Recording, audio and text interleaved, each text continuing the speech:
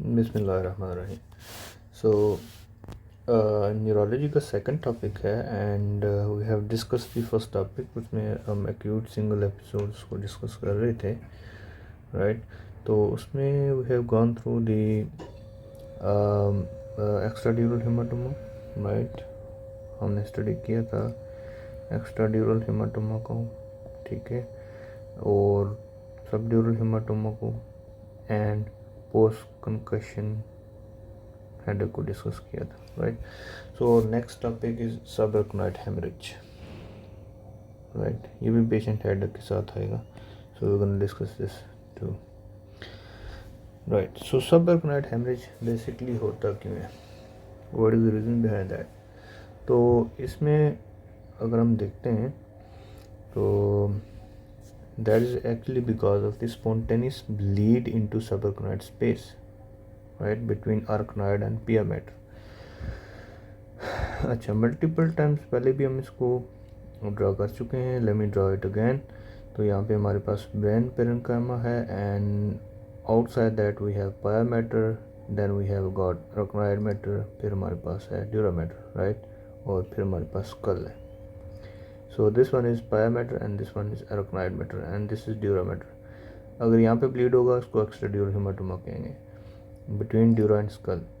अगर arachnoid and dura के दरमियान में ब्लीड होगा उसको कहेंगे सबड्यूरल हेमाटोमा। अब यहाँ पे ब्लीड हो रहा है बिटवीन पाया एंड arachnoid mater, राइट। यहाँ पे हमारे पास ब्लड वेसल्स बड़ी होती हैं, right, like circle of villous यहाँ पे होता है, इस स्पेस में होता है, ठीक है, सब arachnoid स्पेस में होता है, arachnoid and pia mater, right. तो most of the blood vessels यहाँ पे पड़ी होती हैं। तो that is basically because of the rupture of the berry aneurysms, right. So let me draw a circle of Willis here, okay.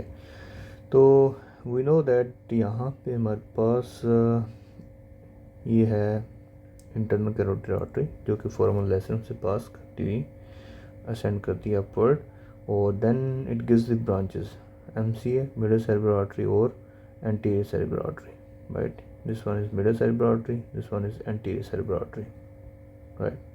So anterior cerebral artery and this one is MCA, middle cerebral artery, okay. और इसको हम anterior circulation भी कहते हैं, right. और अगर मैं draw करूँ पोस्टीरियर सर्कुलेशन को, तो ये 2 वर्टिब्रल आर्टरीज हैं, ठीक है, ये दोनों यूनाइट करती हैं and they form the basilar artery, right. और बेसिलर आर्टरी आगे से फर्दर लास्ट जिसकी डिवीजन होती है इसको कहते हैं पोस्टीरियर सेरेब्रल आर्टरी, राइट। तो ये पोस्टीरियर सेरेब्रल आर्टरीज है, राइट। ये दोनों जो है पोस्टीरियर सेरेब्रल आर्टरीज है, not cerebellar, okay, cerebral arteries. We're going to discuss the complete circulation in some other lecture. So अभी हम इसको डिस्कस करते हैं, जस्ट सर्कल ऑफ विलस को डिस्कस करते हैं, राइट।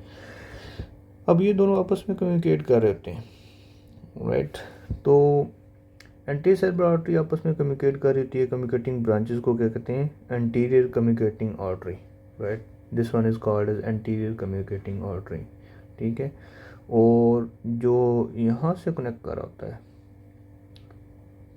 ये जो आर्टरी है जो कनेक्ट कर रही है with posterior circulation with posterior cerebral artery, इसको हम कहते हैं पोस्टीरियर कम्युनिकेटिंग आर्टरी, ठीक है। इस सर्कल को हम कहते हैं सर्कल ऑफ विलस, राइट। इस सर्कल को हम कहते हैं सर्कल ऑफ विलस, राइट। तो मोस्ट कॉमन जो बेरी एनेरिज्म्स होते हैं ना, वो होते हैं इस पॉइंट पे, इस पॉइंट पे होते हैं। कहाँ पे, junction of anterior cerebral artery, ठीक है, एंटीरियर सेरेब्रल आर्टरी के और एंटीरियर कम्युनिकेटिंग आर्टरी के जंक्शन पे, यहाँ पे होते हैं। मोस्ट कॉमन साइट ये है, right, okay. So having said so far, तो इसके बाद हमारे पास 80% जो है ना ये बेरी एनेरिज्म्स की वजह से होती हैं, राइट। अगर ये एनेरिज्म्स रप्चर कर दें, ठीक है, और ब्लड कहाँ पे चला जाएगा, सबअरकनॉइड स्पेस में, और वो ब्लड इरिटेट करेगा मेनिंजिस को, राइट। जब वो ब्लड सबअरकनॉइड स्पेस में चला जाएगा वो मेनिंजेस को इरिटेट करेगा, राइट, और that is gonna cause the nuclear rigidity, right, nuclear rigidity. तो इन पेशेंट्स में सोमाई भी पॉजिटिव होंगे, राइट, जस्ट लाइक मेनिंजियोएन्सेफलाइटिस में हमारे पास सोमाई पॉजिटिव होते हैं, that is called science of meningeal irritation, वो पॉजिटिव होते हैं, इन पेशेंट्स में भी पॉजिटिव होंगे। और वहाँ पे बेसिकली मेनिंजियोएन्सेफलाइटिस के केस में जो पस है वो इरिटेट करती है मेनिंजेस को, राइट, लेकिन इस केस में हमारे पास सबरकनाइट हेमरेज में बेसिकली जो ब्लड है वो इरिटेट करता है मेनिंजेस को, and that is gonna cause nuclear rigidity, right. तो समटाइम्स ऐसे होता है कि यहाँ पे एक टर्म लिखी हुई है mycotic aneurysms, so what are these, ये क्या है, माइकोटिक एनेरिज्म्स क्या है। वैसे तो ये फंगस के नाम रिप्रेजेंट कर रहा है कि फंगस कोई एनेरिज्म है, लेकिन ये फंगल एनेरिज्म नहीं होता, लेकिन ये these एनेरिज्म्स are seen with subacute bacterial endocarditis, right.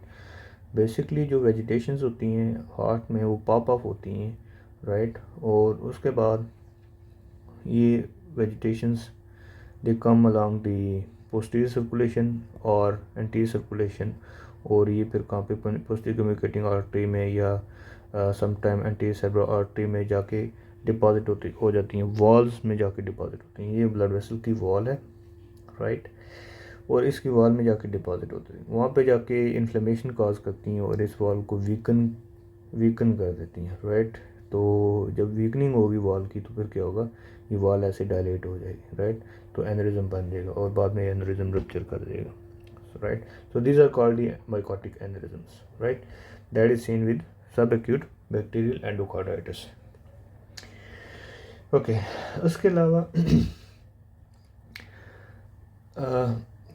जो एनेरिज्म्स की साइट मैंने बता दी, मोस्ट कॉमन साइट कहाँ पे होती है, between junction of anterior cerebral artery and anterior communicating artery.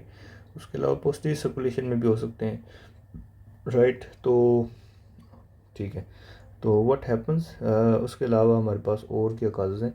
अब ऐसे है कि हमारे पास if I draw the blood vessel again, तो इसमें हमें पता है यहाँ पे लेयर्स होती हैं, इसकी ब्लड वेसल की लेयर होती हैं, राइट, इसमें स्मूथ मसल्स होते हैं बहुत सारे, फिर हमारे पास कोलेजन फाइबर्स होती हैं, इंटरनल इलास्टिक लेमिना होता है, एक्सटर्नल इलास्टिक लेमिना होता है। और सम पेशेंट्स में क्या होता है, ये इंटरनल इलास्टिक लेमिना ये पैथोलॉजी में डिस्कस हुआ है। तो इंटरनल इलास्टिक लेमिना कुछ पेशेंट्स में ये डेफिशिएंट होता है, लाइक, राइट, जब ये डेफिशिएंट होता है तो क्या होता है, यहाँ से वॉल वीकन हो जाती है, ठीक है। तो एक पैथोलॉजी बिहाइंड बेरी एनेरिज्म ये भी है कि इंटरनल इलास्टिक लेमिना अगर डेफिशिएंट हो तो उस केस में हमारे पास क्या होगा, इसकी वॉल वीकन हो जाएगी और एनेरिज्म के चांसेस ज़्यादा हो जाते हैं, एनेरिज्म जो है ना बनने के चांसेस ज़्यादा हो जाते हैं, राइट। सो इटियोलॉजीज़ में हमारे पास फर्स्ट काज है फर्स्ट काज है हमारे पास बेरी एनेरिज्म, दूसरा है कंजेनिटल एवी मालफॉर्मेशन, और हाइपरटेंशन के साथ जो हमें एनेरिज्म मिलते हैं उनको कहते हैं चारकोट बोशार्ड एनेरिज्म्स, राइट, को कहते हैं चारकोट बोशार्ड एनेरिज्म्स, राइट, ये हाइपरटेंसिव पेशेंट्स में मिलते हैं। और ब्लीडिंग डिसऑर्डर्स भी हो सकते हैं, पेशेंट वारफरिन वगैरह ले रहा हो, ठीक है, और अल्कोहल इंटेक के साथ इसकी एसोसिएशन है, इसके अलावा स्मोकिंग के साथ इसकी एसोसिएशन है, राइट। तो काजेज़ इसकी बेसिकली तीन है, एक बेरी एनेरिज्म्स है, ठीक है, कंजेनिटल एवी मालफॉर्मेशन है, 5% केसेस में कोई काज नहीं मिलती, राइट, और इसकी एसोसिएशन है विद हाइपरटेंशन, ब्लीडिंग डिसऑर्डर्स, और कोई अगर पेशेंट कोई ड्रग ऐसी ले रहा हो लाइक वारफरिन वगैरह, उसके साथ भी मिल जाते हैं, राइट। ब्लीडिंग डिसऑर्डर्स के साथ भी इसकी एसोसिएशन है, उसके अलावा अल्कोहल इंटेक एंड स्मोकिंग के साथ। सो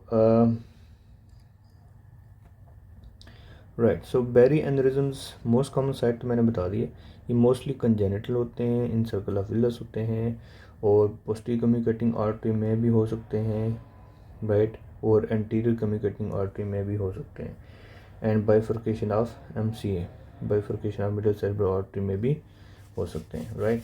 So these are the sites of Berry aneurysms, right? So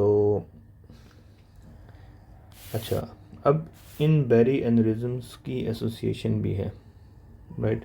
in Berry aneurysms की एसोसिएशन है with adult polycystic kidney disease के साथ, कॉक्टेशन ऑफ एओर्टा के साथ, एंड एलर-डेलास सिंड्रोम, ठीक है, जो कोलेजन फाइबर्स का डिफेक्ट होता है उसको एलर-डेलास सिंड्रोम कहते हैं, राइट, उसके साथ। अब केस किस तरह के आ सकते हैं? केस आ सकते हैं, मतलब उसमें हो सकता है 30-year-old मेल पेशेंट या female patient present with the thunderclap headache, ठीक है, like severe headache, and on examination there are bilateral palpable kidneys, यानी कि एडल्ट पॉलीसिस्टिक किडनी डिजीज़ की बात करें यहाँ पे, पॉलीसिस्टिक एडीपी, एडल्ट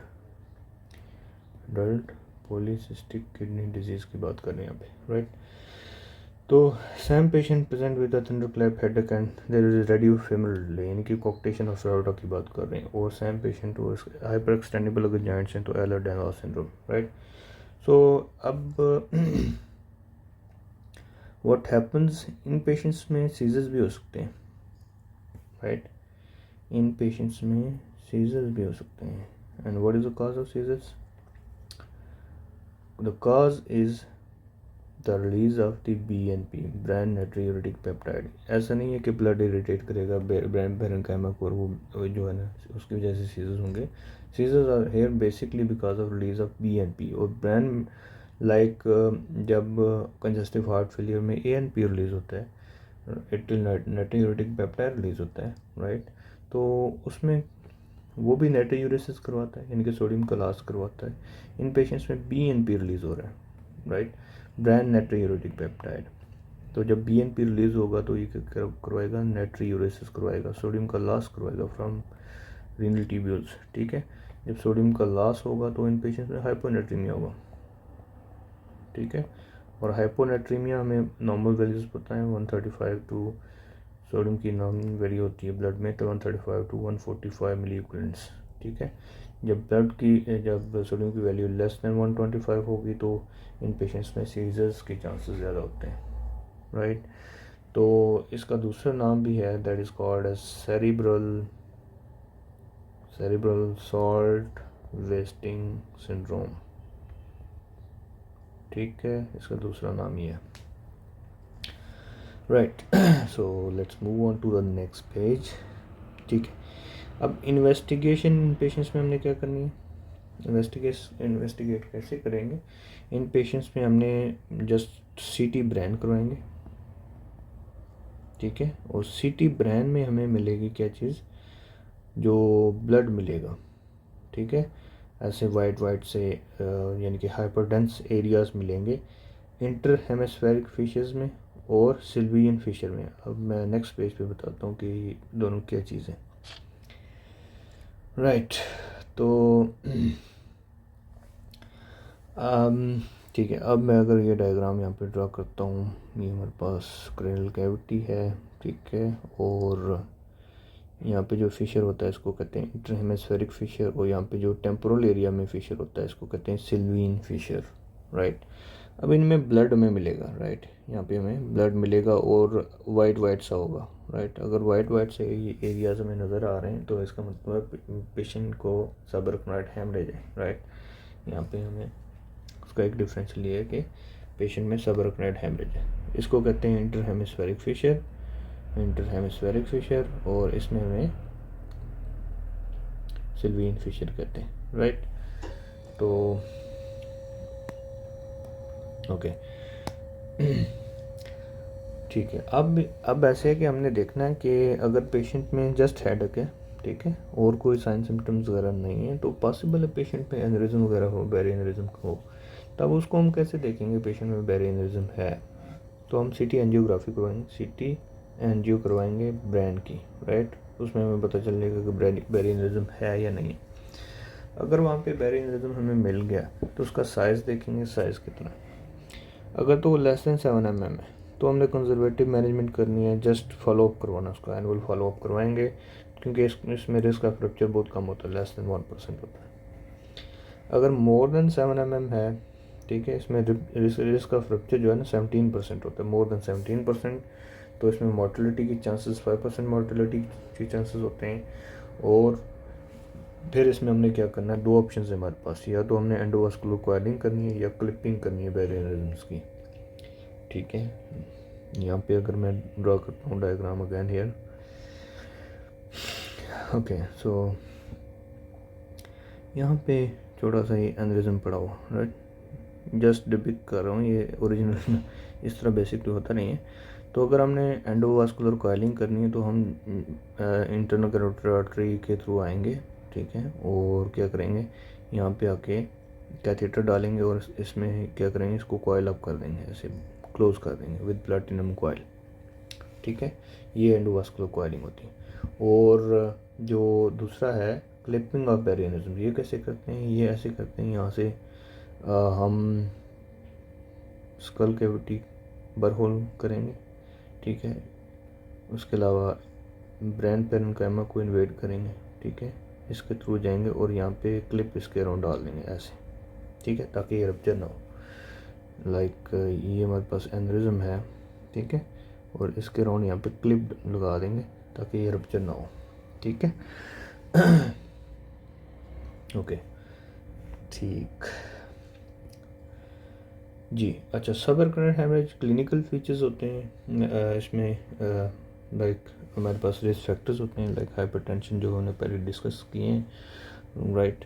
उसके अलावा पीक एज जो है वो 35 to 60 ईयर्स मोस्टली पेशेंट्स आते हैं, और female to male ratios 1:1 equal दोनों में होता है।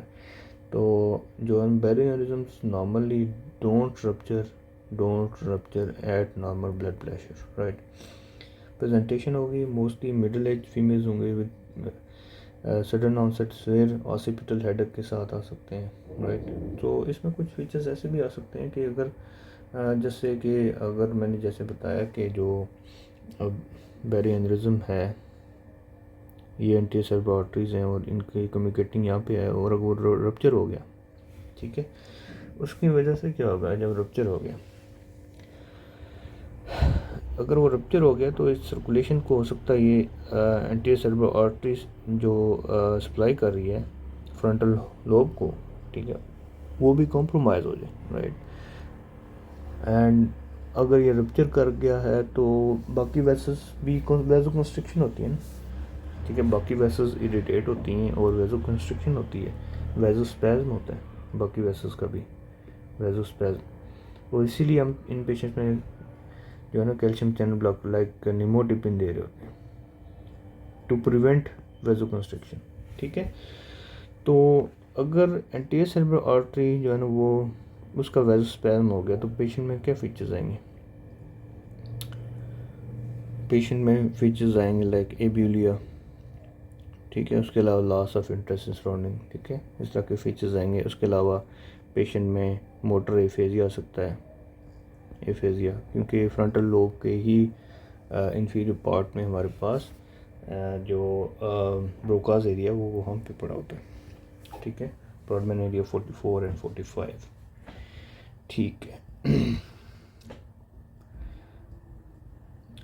ठीक है, तो ये पेशेंट कंप्लेन करेगा सिवियर ऑसिपिटल हेडेक की, और या I have been kicked at the back of my head, या worst headache of my life, या थंडर क्लैप हेडेक।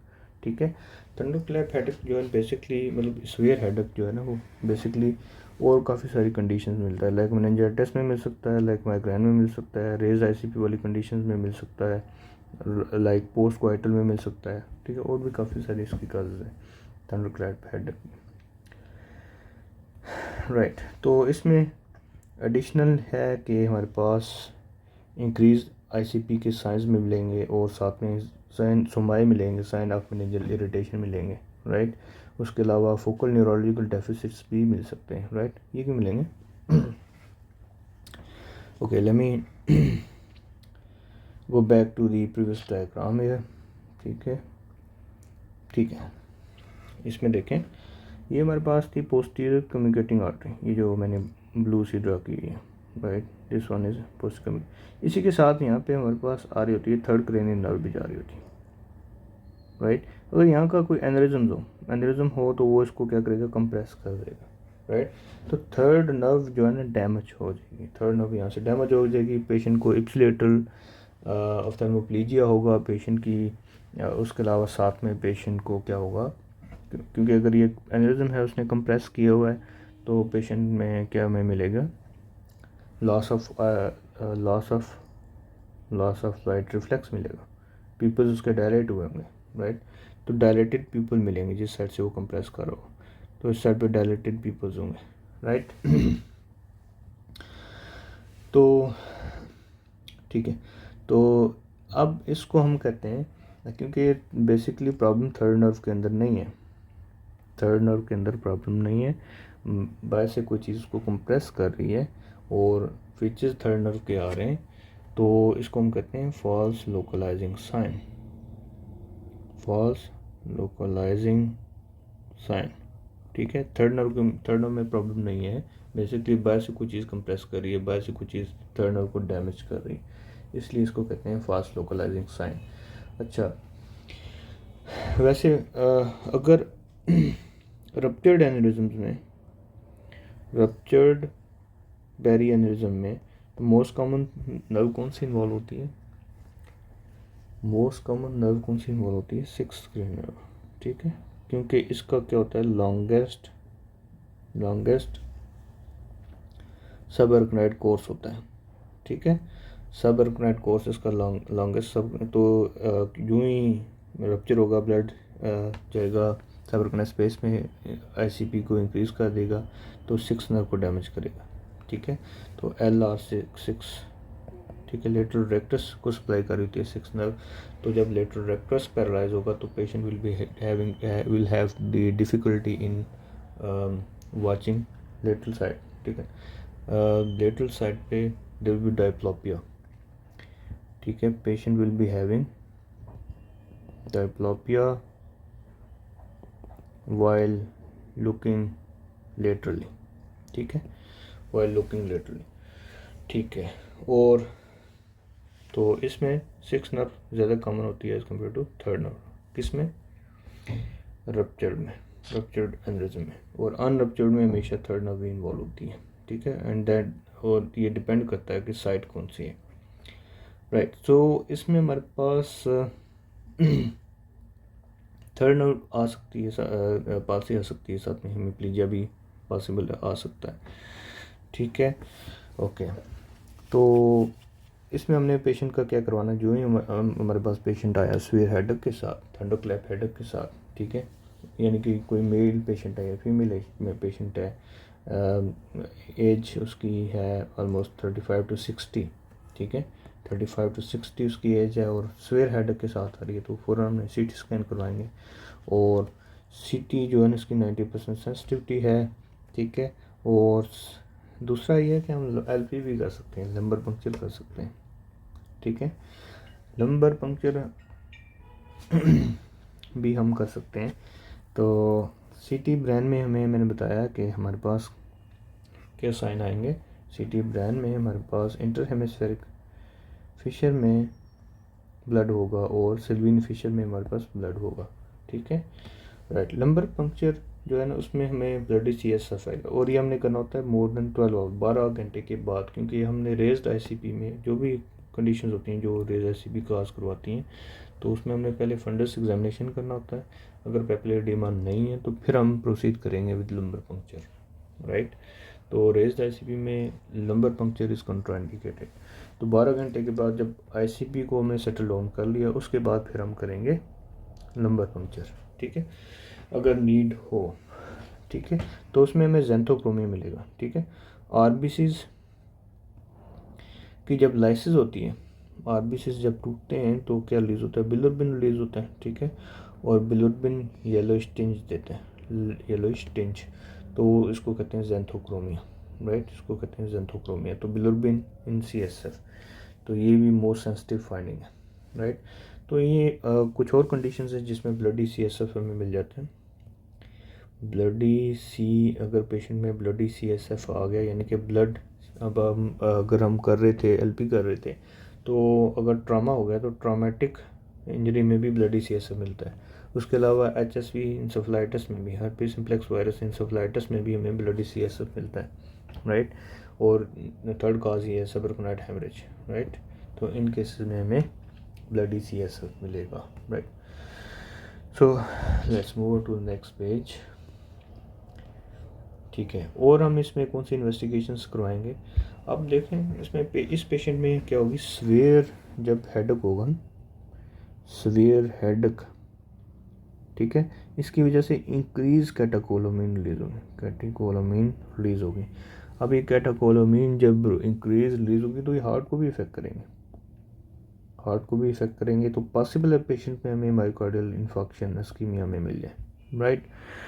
तो हम इन पेशेंट्स में ECG करवाएंगे, राइट। हम सोडियम सीरम इलेक्ट्रोलाइट्स करवाएंगे सोडियम की वैल्यूज़ को चेक करने के लिए, हाइपोनेट्रीमिया तो नहीं, राइट। तो हमने इन पेशेंट्स में हमने क्या करना है, ICP को कम करना है विद मैनिटोन, राइट। उसके अलावा हमने वेजोस्पैज्म को, अब इसमें जो 2 स्केल्स आते हैं, ठीक है, जो हमने इसकी प्रोग्रेशन को देखना होता है, सबरकनाइट हेमरेज कहीं पेशेंट की प्रोग्रेशन को देखना होता है। एक आता है हंट एंड हेस स्केल, दूसरा आता है world federation of neuro surgical society, ठीक है। तो ये हमारे पास 2 स्केल्स होते हैं, ठीक है। इसमें ग्रेडिंग होती है, ग्रेड 1 से 5 तक ग्रेड इनमें ग्रेडिंग होती है। इसमें पहले है जो हंट है स्केल है, इसमें हेडेक, सीवियर हेडेक, ठीक है। इसके अलावा पेशेंट की कंडीशन कैसी है, स्टूपर, कोमा, ठीक है, कंफ्यूज तो नहीं है। तो ये इस बेस पे स्कोर डिवाइड करते हैं। वर्ल्ड फेडरेशन वो GCS के अकॉर्डिंगली पेशेंट को ग्रेडिंग देते हैं, ठीक है। तो ग्रेड 5 का मतलब है पेशेंट की प्रोग्रेशन जो है ना वो ठीक नहीं है, उसमें मोर्टेलिटी के चांसेस ज़्यादा है।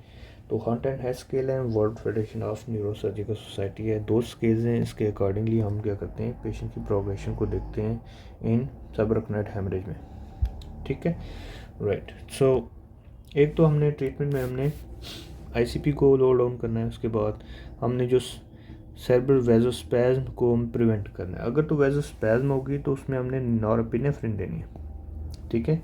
लेकिन अगर अभी वेजोस्पैज्म नहीं हुआ, उसको प्रिवेंट करने के लिए हम निमोडिपिन देते हैं, टैबलेट निमोटॉप के नाम से आती है, टॉप 30 mg की टैबलेट आती है। तो ये 2 टैबलेट हम देते हैं 4 आवरली, ठीक है। तो निमोडिपिन 1 mg पर आवर, ठीक है, या 60 mg पर 4 आवरली। ये 32 देंगे तो 60 हो जाएंगे, तो 4 आवरली देंगे, ठीक है। तो सेरेब्रल वेजोस्पैज्म ब्लड की इरिटेशन की वजह से भी होता है और due to increase sympathetic discharge की वजह से होता है। तो उसके बाद हमने CT एंजियो करवाना है, देखना है कोई और तो नहीं एनेरिज्म बचा हुआ, ठीक है, जिसकी हम क्लिपिंग कॉइलिंग कर लें। तो जो भी पेशेंट सबरकनाइट हेमरेज के साथ आएगा उसका हम क्या करवाएंगे, CT एंजियो करवाएंगे, ठीक है। उसमें देखेंगे कहीं और तो नहीं है एनेरिज्म वगैरह जो पॉसिबल अभी रप्चर होने वाला है, ठीक है। तो अगर वो कोई बैरियर एनेरिज्म वगैरह होगा तो उसकी हमने क्लिपिंग एंड कॉइलिंग कर लेनी है, right. So that's all guys, ठीक है। आई होप कि आप लोगों को इस टॉपिक की कॉन्सेप्ट क्लियर हो गया होगा। And the next topic will be migraine इंशाल्लाह। एपिसोडिक हेडेक्स में हमने पढ़ेंगे, माइग्रेन को पढ़ेंगे।